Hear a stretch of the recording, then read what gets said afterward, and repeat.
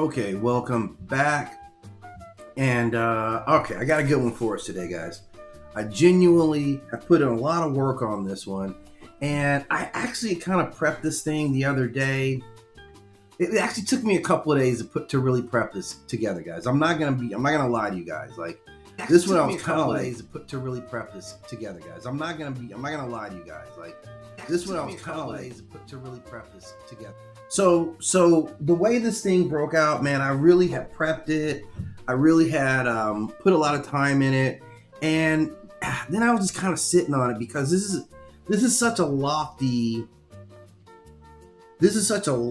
kind of like topic right here, right? I mean, it's not lofty, but this is a no joke topic right here, because I'm going to talk about some figures in a way that I don't think anyone else has ever talked about these individual figures before. And you see who I have up on the screen. I'll get right into the introductions. Obviously, you see we have Pinhead, we have the deity Loki, and then we have Nyarlathotep, right? Nyarlathotep, right? I should say, who comes from Lovecraftian cosmology, right?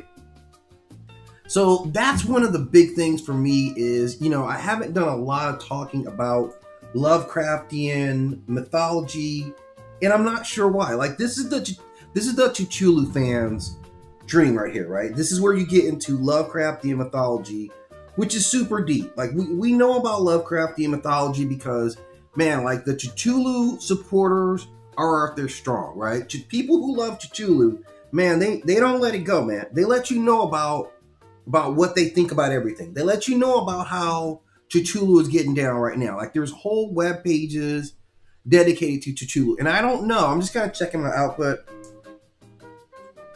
There's nobody who's getting more love than Cthulhu.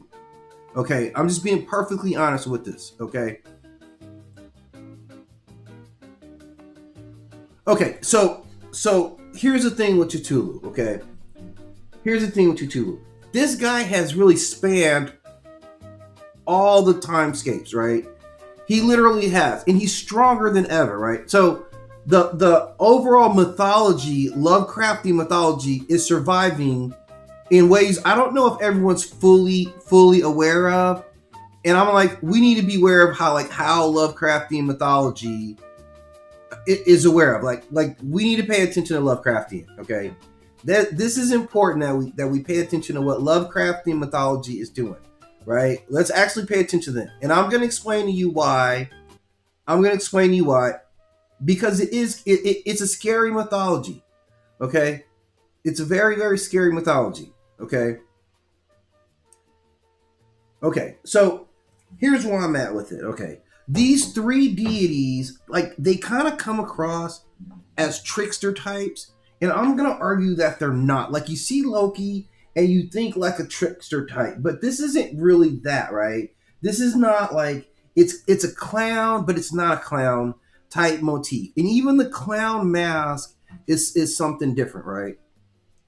And I kind of quantify this as this smiling mask of chaos, because this is what these three here represent in the form of like chaotic destabilization. They destabilize systems inherently, right? It's not chaos. It's not simply chaos, because this is a destabilizing intellect specifically that disguises threat as play, humor, or charm, right? While deliberately engineering psychological, social, or even cosmic collapse. So this is the working definition that we have. And I want to unpack what that means here. If I can get my camera straight, right? Get me straight. What this means. Because this is an archetype, man, that we've seen, that we all know this archetype pretty well. To be perfectly honest, like, we're plenty aware of Loki, and this is the thing with Loki. Like, Loki's always been kind of talked about, like, well, he's a trickster, but it's like, yeah, not really. Loki was actually engineering some pretty insidious stuff. Like, that's what was really going on with Loki. Okay, Loki wasn't engineering nonsense. This wasn't nothing that was going on. These weren't jokes that he was doing. He was doing things specifically with the intent to like expose the weaknesses within the Aesir, right? Remember, this is kind of his host family. This whole thing was about, this war or whatever after the Asgardians had won. He was kind of taken captive. So he's already captive in somebody else's house. So we're going to get into him specifically, but this is about this archetype that we've seen as a destabilizer, right? This is not simply chaos. This is more specific, and I want to really unpack it. Now, the typical like trickster mythology, which Loki, like early Loki, gets associated with like Coyote from Inuit belief systems, right? North American native belief systems, and Anansi, which I know is associated in like West African belief systems. These guys are tricksters, like 100%. They're 100% tricksters, right? And what tricksters do is they just kind of embarrass power, right? They expose, kind of like they create some chaos, but that chaos is typically rooted in like renewal or transition or something like that, right? It's never just chaos for the sake of being chaotic, right? It's never that. So this is something that the smiling mask of chaos is different, because this doesn't seek balance. These guys are never seeking balance in the natural order or anything like that, okay? They don't restore order. They're not restoring order to the systems in any way, right? They don't correct injustices. They destabilize because they can. They destabilize because this is what their nature is, and you see throughout their destabilization, they're always smiling. That's not by accident, right? Their smile is not by accident. Their smile is actually structural to who they are, right? And you see the smile is present. I do a mythology where I talk about Loki kind of specifically, and it's all based about the smile, because this is the thing, one of the things that I always thought was interesting in the Thor Loki dynamic in the films, in the Marvel films, which I thought were I loved them, but they were terrible in terms of mythology, was how naive Thor was relative to Loki, right? And that was important because if you look at the whole grand scheme of things, he was their destruction in the literal Norse mythology. He wasn't just like, oh, you chucks, you like got us again, right? It wasn't that. It wasn't like, okay, I'm gonna take over Asgard for a couple of weeks and take our father to an old folks home, right? Ha ha ha. He wasn't that. He was far more insidious. And mythology, like if you read the deep mythology, because I know there's some stories about him like cutting off Sif's hair, right? That's one of the mythologies, and that sounds harmless because that leads to the creation of Mjolnir, the hammer. It leads to like the creation of the rings of gold that Odin would have. Sif's hair is in that creation.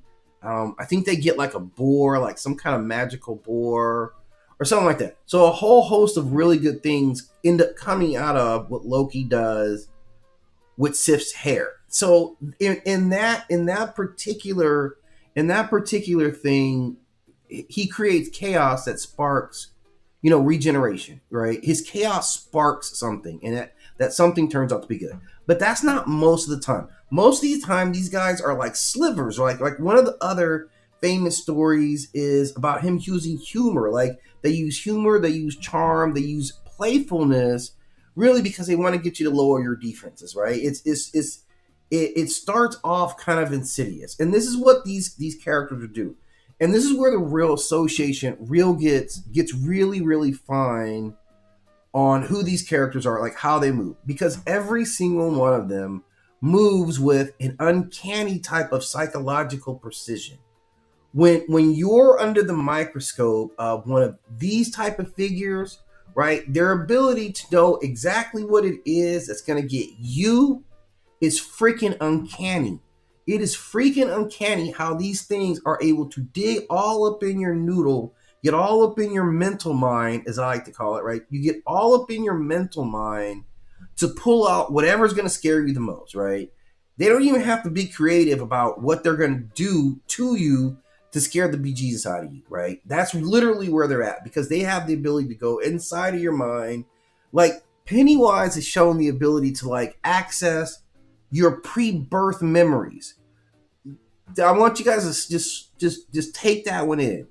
Pennywise was able to tap into the memories that that little girl, I can't remember the name of the girl on the show, Reggie or Regine, whatever. Yeah, she's the little cute black girl, right? He's accessing the memories that are stored in her brain at the time that she was born.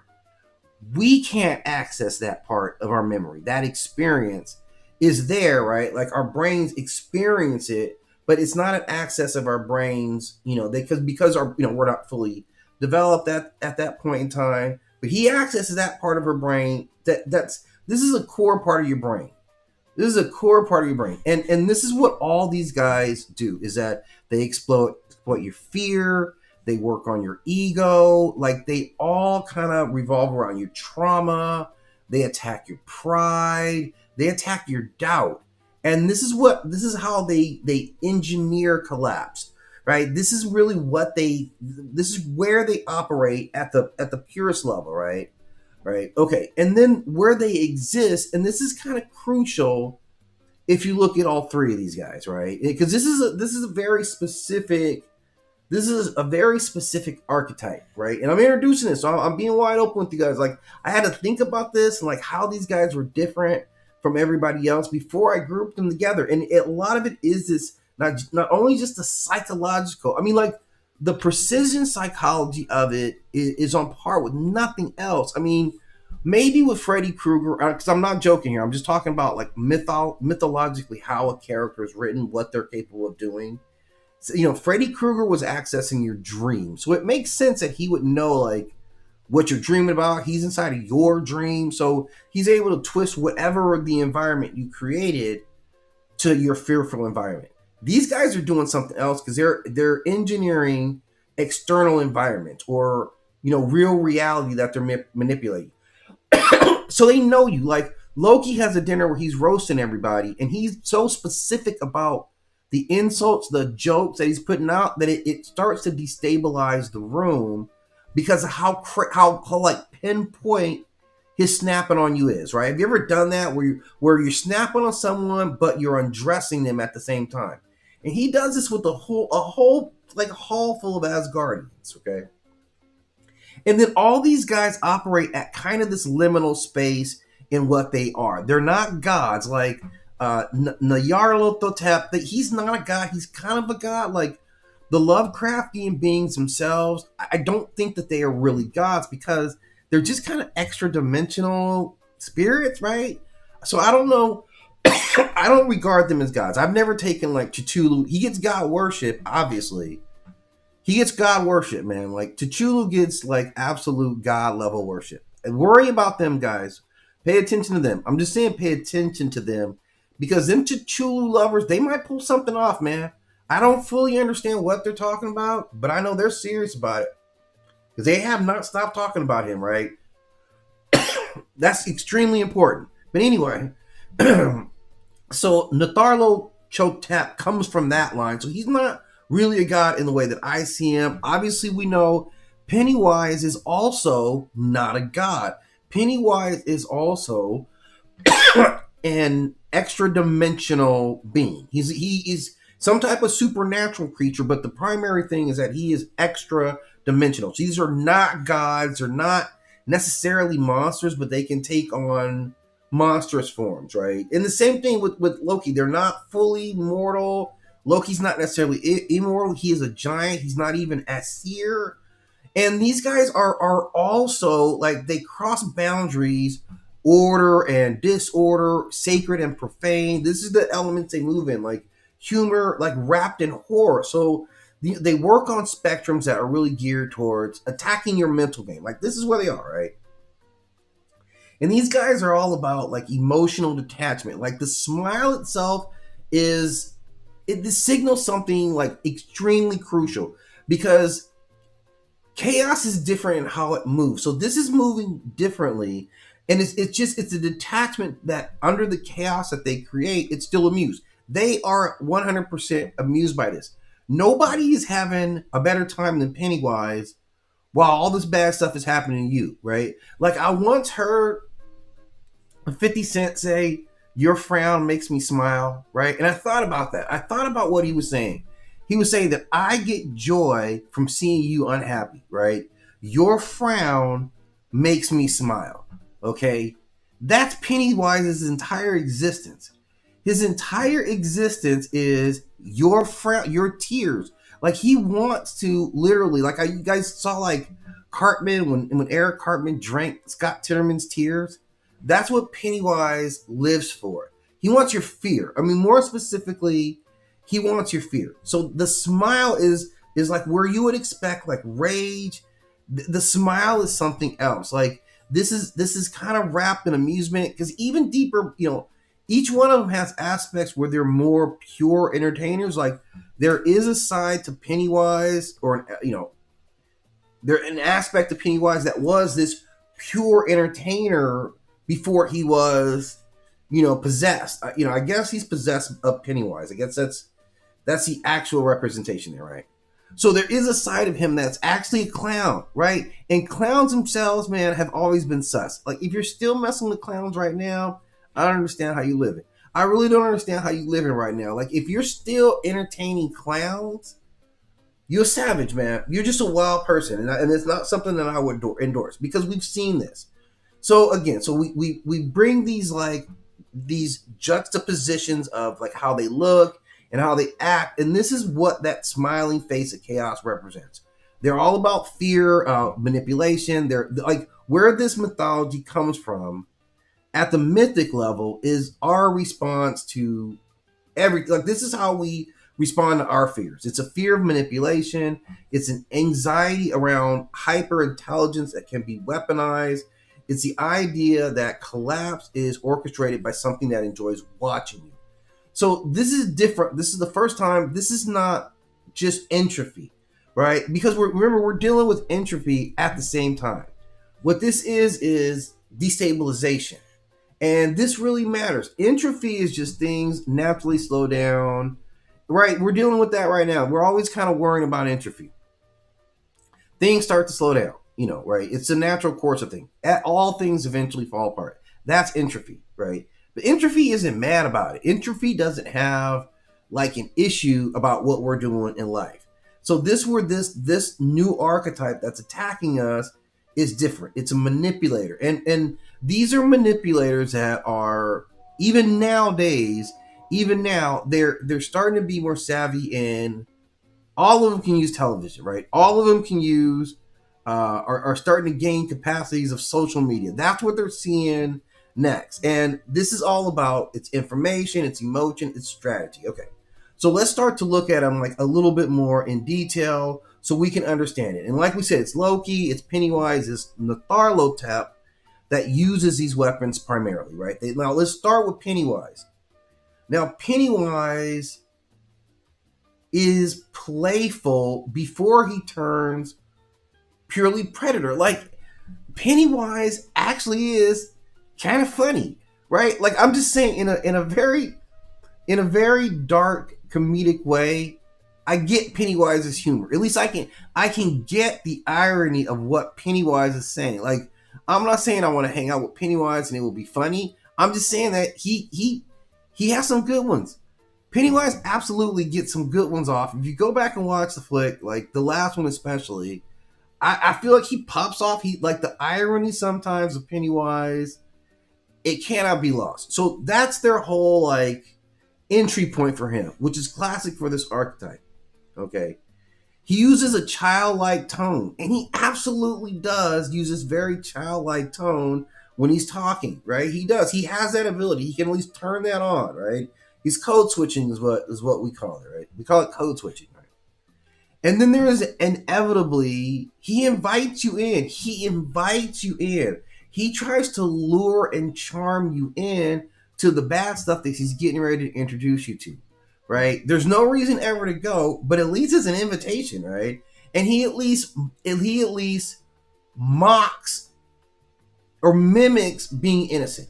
He at least goes as far as pretending that I'm gonna be innocent, right? He does, right? And that's the ironic thing about it, is like you look like this, but you pretend like you're not gonna do anything bad, and then you go blah blah blah, and your face gets all nutty, right? But if you look at like how he differs from, like, Loki has that as well, right? Banter, witty insults, right? Social humor at feasts. They pretend to be helpful. So this is kind of what the lore. All of them have this, right? Nyarlathotep, he performs magic. He appears to be charismatic. You see, he's smiling up there right now. He's really enjoying whatever he's getting ready to do. Out of that flaming book, whatever he is getting ready to do, he is 100% gleeful and joyful about it. He plays his prophet, like they speak softly. So these guys have a pattern where, like, on the surface, we understand how, like, to me, I can't be tricked by a clown ever again. Like, that's never going to happen again, right? Like, me and the clown, that's done. I was done messing with clowns after Poltergeist came out, right? And I was already uneasy around clowns. I was never, like, I had a clown bank. I had, like, it was weird. It was weird. Now that I actually think about it, like, why? It was like this clown hobo bank that I had. And I always thought, like, why would anybody, because I don't know where I got this clown hobo bank from. And that's kind of the thing that made it dirty, like, weird, because it's like, you're not really a clown. You're dirty and stuff. Like, I mean, you're at least not a professional clown. And a non-professional clown has got to be, an amateur clown has got to be the scariest thing. Because why are you doing this if you're not even getting paid for it? Right? But that's a whole different type of thing. So this is what we see from these characters. Like, Pennywise literally becomes your worst fear. Loki becomes like anything. Like, these guys can transform. They do identity mimicry at levels that we don't understand. Pennywise not only becomes your worst fear, he manifests it. He was this little girl's mother. Remember, her mother dies during childbirth, so she never actually is able to meet her mother. He still is able to draw a perfect rendition and enact it of her mother. A perfect walking, talking, transmorphing version of her mother. Loki turns himself into... Loki will change gender. He's a mare. He becomes a woman. He'll be a friend. Like, Loki is not just changing from form to form. He changes his species.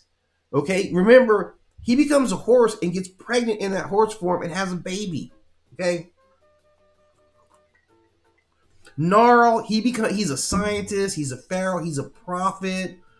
They don't attack from outside of the systems. These are more infiltration systems. So what they're feeding on is what humans feel like is recognition. When we see the smile, when we hear the jokes, when we see the banter, we typically regard those as good guys or trustworthy sources, even especially if we have cultures where they were tricksters. Remember, Loki starts off a trickster before this shit starts to get really, really sinister. And at the core of it is manipulation. And we see that as a big theme for every single one of these figures, that this is a big thing. Now, the interesting thing here is, I always like to talk about, the cultures that they come from. And the cultures that they come from also say a lot. Now obviously we know that Loki is, Icelandic, Scandinavian, Germanic lore, right? So we know the region of the world, the people who brought Loki into existence through their belief systems. Now, Pennywise, of course, this is Stephen King. So this is North America. This is Maine. Right? We know who this guy is through all of his other works. But Nyarlathotep being Lovecraftian, this is also North America and not that far away from where Stephen King, grew up. So this mythology is specifically both of them. Both of these wings from two guys who were living remarkably close together. We're talking about from where Stephen King lived in Maine to, I'll have to check where Lovecraft lived, but it's like 6 hours away from each other. Although they were separated by decades as well, just a few decades. I think there's like a 10-year. Stephen King is born like 10 years after Lovecraft's death, so it's something like that. So they never crossed actual streams in any way, but I'm sure like Lovecraft's, literature was still trending up, kind of as it is now, while Stephen King's mythologies and lore were just really starting to take off, or would be starting to take off, in the next 20 years from that point. So there is some regional crossover, and they do share some type of like chronological gap, and we'll talk about the chronological aspects of it. Okay. Now, the other central thing about this type is that these guys enjoy the collapse that they're creating. The collapse itself that they create is rewarding for them, and we at least see them like they're very detailed about pursuing their collapse, pursuing the collapse, and establishing the mechanisms of creating that collapse is central to them, because this is also their joy. Like, these guys absolutely get pleasure out of this. They this is what separates them from tricksters, right? Because this starts to be their 100% drive. Like Pennywise, he savors fear. Like Pennywise, this is literally food for him. Literally, this is food for him. Loki, it loves the humiliation. When he goes on a roast, at that feast where he breaks all the Asgardians down, right, and exposes all their weaknesses, he's thrilled about this. He's thrilled about creating this discord. And Nyarlathotep, he delights in mass panic.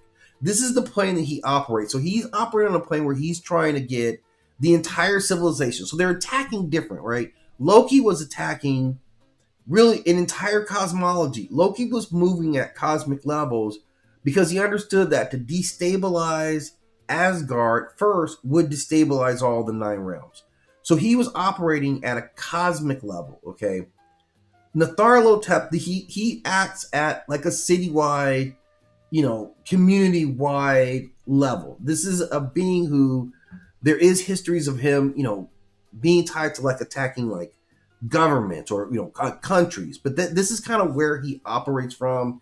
Is I've always seen him like a city could fall under siege, is likely to fall under siege from this type of thing, right? Where Pennywise is far more specific to his geographic region, which is this fictional town of Derry in Maine.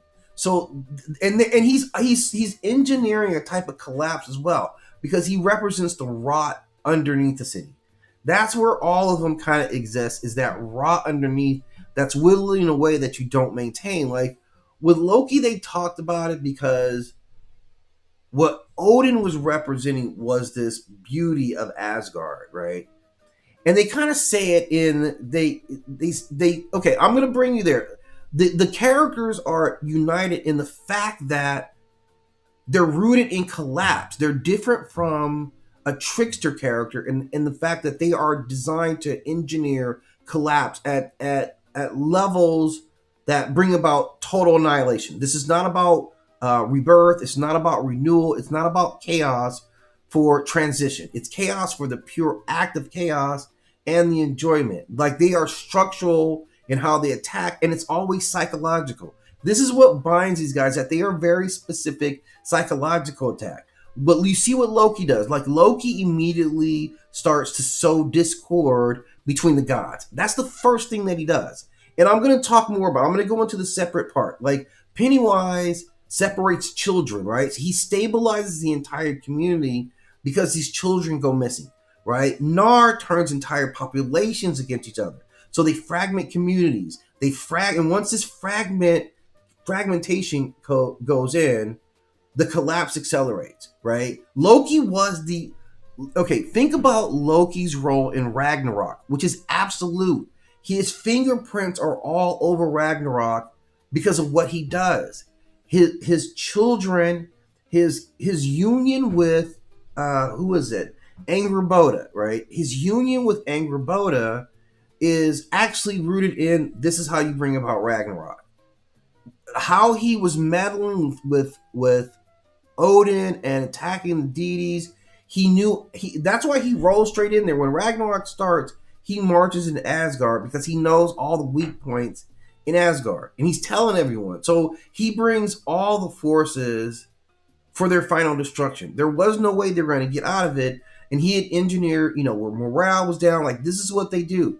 They warp what is real. So they take the real and they start to pull out, all the fears of it, all the doubt. Those are the first seeds of doubt. And when Loki does his act with Balder, which I'll talk about in more extent, he shows them that even their untouchables can die. So I'm saying that these people destabilize you with your worst nightmares, and then they start to reinforce that state of confusion. Okay. Now, with each one of these guys, they're very strategic, right? Pennywise hibernates between cycles. Loki waits, even enduring his punishment, for moments of vulnerability. Nyarlathotep orchestrates slow civilizational decay. So none of them operates from rage. All of them operate in a form of calculation, right? And they invert the trust. Loki exists as like Odin's brother and then the saboteur, right? Pennywise operates as this entertainer who's just a destroyer. So they all use a smile that signifies safety. They all have behaviors that signify friend, but they're all actually signaling for destruction. And each one is all about escalating it. They seek to disarm. They start confused. They seek isolation. We see that really, really highly in Pennywise. And why is it that they consistently smile? Because the smile is symbolic. It's control. It's emotional detachment from it. And it's a form of like intellectual superiority. And it's also just kind of predator claim. Once you see the smile in our battle, that's going to be the most disarming thing, because they're going to say, like, I've got it. Like, I'm on top of this situation. So the main thing, again, is that these are not tricksters. This is about structuring collapse.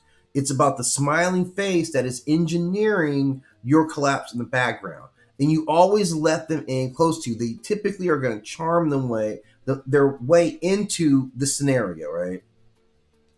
I think it's more of an evolution of an archetype. This is beyond what the trickster became, and we see it first from Loki. He's the oldest one on the list, and how they break down. So let's talk about Pennywise, right? Let me get a sip, and I'll get into Pennywise. Now, Pennywise himself is an entity that fear is what his nutrition is. Not in a hypothetical situation. In a real life scenario, fear is what his food is. This is a very ancient, this is an extra dimensional being that is only known as it. It is just it, right? It is just a thing that has always existed. Not as a clown. The clown is just the bait. The clown is just a smiling face. What it really is about power structure, right? That feeds on fear. It uses illusions to tailor terror specific to you. It's particularly strong once they isolate a victim, and it uses a psychological function. Fear isolates, isolation weakens, weakness feeds the predator, right? So in this classification, this is a emotional devourer, a predator deity that feeds on pure psychic energy, okay? Now, Loki creates chaos inside of divine order. This is a god among the gods, but never fully a god. So he's kind of an alien among them.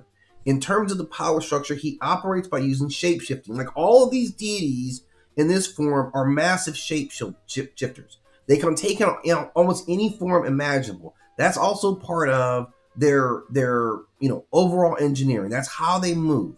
Now with Loki, he's the catalyst of Ragnarok. And in his psychology, like he doesn't just deceive, he exposes the cracks. That was the whole thing. He exposes all your cracks to the entire world. For everyone who would want to attack you, Loki tells them exactly how to do so. And then he gathers all the troops together in your final end, right? When Balder dies, it's not because Loki is strong, it's because the gods themselves were careless to Loki. They're always lured in to what he really is, so they never put up the proper guardrails. And when he attacks Balder, they didn't even see this thing coming. So this is kind of where they are with Loki, right? And Nyarlathotep, this is like crawling chaos. Now, this guy was created by H.P. Lovecraft, and we're going back to 1920. So, he's associated with Cthulhu, Azeroth, Yog Sothoth, who were these deep, distant sleeping, abstract cosmic forces. But Gnarl is different because he walks, he speaks, he actually interferes. So he's very different out of the Lovecraftian because they're always trying to lure them back in. This guy was active, right? He was fully energized and out there from the start. So he's also this outer god, right? He's a messenger and the messenger of Astoth. So he's a shapeshifter who's known for countless forms. He's been called the creeping chaos because what he does is he destabilizes a civilization by introducing primordial disorder, right? He's not mindless entropy. This is chaos fully with intent. And he's different from Cthulhu because Cthulhu is quiet. Cthulhu right now just sleeps underneath the ocean. He kind of just radiates madness passively. Like what Cthulhu is does radiate madness. And he represents this cosmic like significance. But he's there really in a more passive capacity. Gnarl is active in his manipulation. The myth says that even now, he's walking among humans. Whereas Cthulhu is just a force. Gnarl is like, he's a personality. I mean, and this is the whole thing. Like the personality who walks around with intentional manipulation. This is like the smiling face archetype. So we always see them again with their shapeshifting. They can be humans. They can be monstrous. They can take on technological forms, prophetic forms, especially for Gnarl. He adapts per the culture, right? All these beings here are known for being particularly charismatic, and Gnarl fits in that. He appears as a traveling showman. He demonstrates both, magic and science devices. He's a crowd gatherer. People get around him because this is the ultimate like crowd hype man of the ancient world. He doesn't force anybody. He lures you in with all these amazing sights. And he's also kind of a sadist. Like a lot of Lovecraftian stuff, he takes pleasure, true pleasure, absolute pleasure in human suffering. So what he loves to do is orchestrate mass hysteria. He enjoys watching civilizations unravel. He's theatrical about it. He's thoroughly amused about it. He's not indifferent to it. This is not just happening because it has to happen. It's happening because he literally enjoys making this process happen. And this is what's terrifying about him. And this is the face of like the false prophet. You can see him kind of get up as a pharaoh. He takes a lot of times that false prophet, which is particularly dangerous because it shows like this is kind of where you get in like the charlatan like mythologies, right? Like the stories of the false wizards or the Wizard of Oz. This is kind of the form that they take, where he's telling you a story, and it's always a story geared to misdirect where your faith or your intelligence or your thought patterns should be. That's how he disrupts, because he uses a lot of like masking techniques. Now, all these guys like are kind of related to outer beings, right? When we talk about the Jotun, we talk about Cthulhu. So these guys kind of, at least with Gnarl, he's this cosmic indifference, right? He comes from these cosmic roots. And so you're always like, why are you here? The same thing with Pennywise. These cosmic forces who tend to generate around, controlling us. Like this smiling archetype of feeding on us, has been pretty prevalent. And this guy, now Gnarl, he's got cult worship even now. He's said to have manipulation of politicians. That he's like a false visionary. Like this would be a guy who would be a false prophet and selling religion to people right now. And he works on psychological warfare. So he's going to manipulate the entire psychology around him to set forth the things that destabilize what the culture is.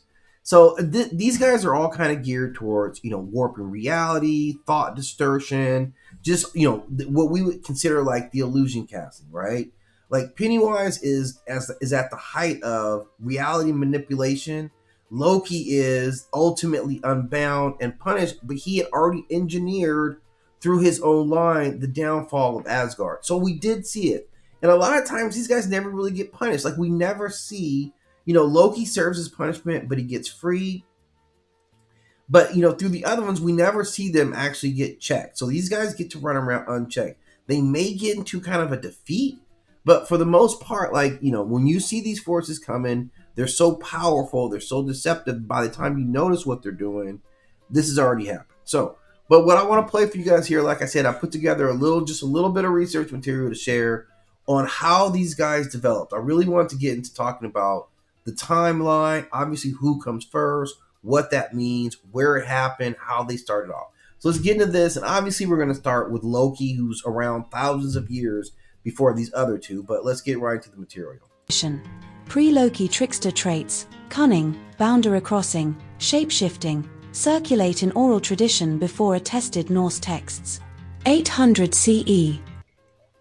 So this is a long time ago, 800 CE, right? So we're talking like 1200 years ago. I think the formation of Loki mythology is pretty strong. Scandinavia and North Atlantic. Viking Age expansion spreads Norse cosmology. Myths involving Odin, Thor, and Loki spread through raiding, trade, and settlement, embedding Loki deeper in the shared Norse mythic framework. Yeah, so he's well embodied, in Norse mythology at that time. Like, the whole myth lasts pretty good. Like, it never seems to die out in those mythic terms. So these guys remain strong throughout, from that early beginning to now. And it's even gotten stronger. Like, Loki's got a TV show very recently. 900 CE. Iceland, Scandinavia. Loki appears fully integrated in Eddic-style oral cycles. Core Loki narratives, mischief, shape-shifting, alliance with Odin, and tension with other gods stabilize in the oral tradition. And that's the thing, like, his relationship with Odin, I don't know why they ever changed it for the modern, like, Thor telling. I don't know what they gained by making Loki Thor's brother, but whatever. But his initial association, that initial bond, is with Odin, not with Thor. So it's kind of weird that they kind of flip that. 1000 CE. Norway, Iceland, Denmark. Christianization of Scandinavia accelerates. Norse myths begin to be preserved by Christian scribes. Loki's image shifts toward a more adversarial, devil-adjacent figure in later interpretation. 1220 CE. Iceland. Compilation of the Poetic Edda. Primary source preserving Loki's mythic narratives, including Lokasenna and Völuspá. Those are two very important mythologies in preserving Loki ideas. Like, this is, I think, the crux of what most of the information about him ultimately would come from. 1225 CE. Iceland. Prose Edda written by Snorri Sturluson. Systematizes Loki's mythology, including Baldur's death, shape-shifting episodes, and Ragnarok role. 1875 CE. Europe. Expanded 19th century translations of the Eddas circulate widely. Loki re-enters modern intellectual consciousness during Romantic and philological movements. 1962 CE. United States. Journey into Mystery Number 85 introduces Marvel's Loki. Wow, you see that? Like, Loki now accelerates to 1962. So he's even been embedded in, like, modern comic book mythology for, what are we going on, like 60 years now? 60 plus years for Loki in comic book world? First modern superhero reinterpretation of Loki as recurring antagonist to Thor. 1963 CE. United States. Loki appears in The Avengers #1. Positions Loki as catalyst villain responsible for forming the Avengers team. 1994 CE. United States. Loki appears in Marvel animated series adaptations. Expands Loki's presence to television audiences and younger demographics. 2011 CE. Global. Release of Marvel Studios' Thor. Tom Hiddleston's portrayal redefines Loki as charismatic manipulative anti-hero for modern. So Loki has the longest pure history out of all three of these guys, right? With Gnarl, he really gets hot in recent, like now he's hot in video games. We've seen him in a couple of representations in 2024 and in 2019. There were two games that he was featured in kind of a pure form. Now, Pennywise is starting to gain some real ground now with a couple of films. Like, the books obviously are very, very deep.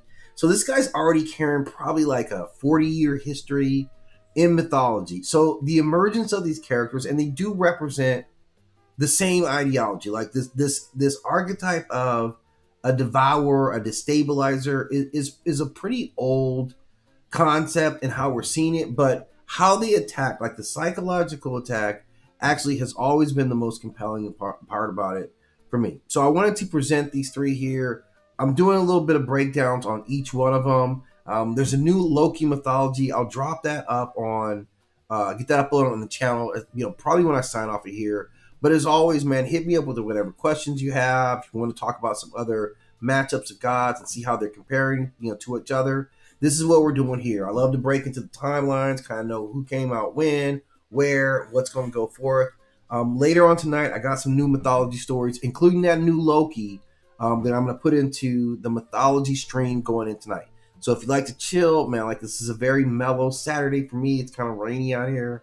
If you like some chill mythology, just to kind of kick back to, listen, that's kind of calm and smooth and soothing and informative, I'll be running that tonight, probably about 8 p.m. Eastern time. So a couple hours from now, I'll get that started. But otherwise, I'll probably be back on Monday with the next Myth Lab. So I'm going to take a little bit of time, make sure my material is really tight coming up for it. But in the interim, man, if you like anything on the channel, as always, hit that like and subscribe. Definitely appreciate it. And thanks again for stopping here. Spend a little time